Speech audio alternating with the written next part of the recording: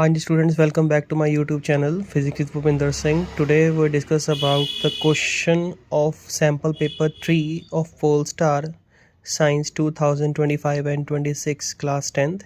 Question number is 30. First is the three resistance 40 ohm, 60 ohm and 90 ohm are connected in series. What is the equivalent resistance? So इसमें क्या बताया गया है कि हमारे पास तीन रेजिस्टेंसेस हैं, R1 640 Om, R2 60 ohm and R3 90 ओम. सो हमने यहाँ पे क्या निकालना है, सीरीज़ का जो फार्मूला लगा के हमने टोटल जो रेजिस्टेंस है वो निकालनी है. तो सीरीज़ का फार्मूला क्या होता है, R1 plus R2 plus R3.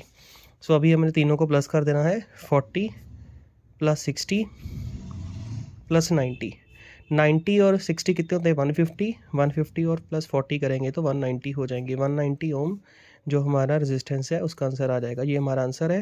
ये यहाँ पे न्यूमेरिकल फिनिश हुआ. उसका और पार्ट जो है वो भी एक न्यूमेरिकल है, सैम्पल पेपर 3 का ही, क्वेश्चन नंबर 30 का. Which uses more energy, a 250 watt TV set for 1 hour और 1200 वॉट टोस्टर फॉर 10 मिनट्स. तो यहाँ पे दो हमें डिवाइसेस बताया गया, एक तो टीवी सेट है, ठीक है, और दूसरा क्या है, हमारे पास टोस्टर है. टीवी सेट की जो पावर है हमें बताई गई है वो है हमारे पास 250 वॉट और टाइमिंग दी गई है 1 आवर.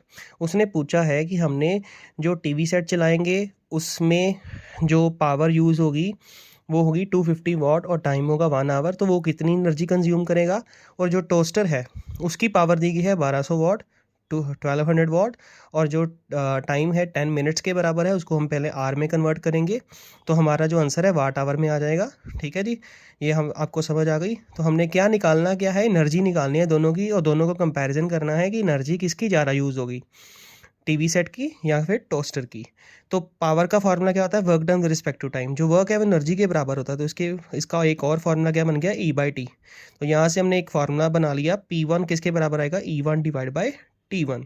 तो यहाँ पे जो T1 है वो ऊपर जाके क्या हो जाएगा, मल्टीप्लाई, क्योंकि E1 के साथ डिवाइड हो रहा है तो ऊपर जाके P1 के साथ क्या हो जाएगा, मल्टीप्लाई. P1 मल्टीप्लाई T1 किसके बराबर आया मेरे पास, E1 के. सो 250 मल्टीप्लाई 1 किसके बराबर है, E1 के. जब हमने मल्टीप्लिकेशन करेंगे तो ये किसके बराबर आ जाएगा, 250 वाट आवर के साथ. ठीक है. और नेक्स्ट जो हमारे पास दूसरा है, जो हमने एनर्जी E2 निकालनी है, सिमिलर हमने वैसे ही फार्मूला ड्राइव कर लिया, P2 मल्टीप्लाई T2 किसके बराबर है, E2 के बराबर. तो हमने वैल्यूज़ पुट की, यहाँ पे एक जो जीरो है वो यहाँ इसके साथ कट जाएगी. 6 मल्टीप्लाई 1 6 होता है, 6 2 का क्या हो गया मेरे पास 12 और दो जीरोस आ गई उसके साथ. तो हमारे पास E2 किसके बराबर आ गई, 200 वाट आवर के बराबर आ गई.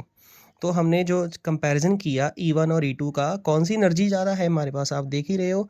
E जो 1 है वो ज़्यादा है किसके कंपैरिजनली, E2. ठीक है जी, ये हमारा रिजल्ट आ गया. Thank you, have a nice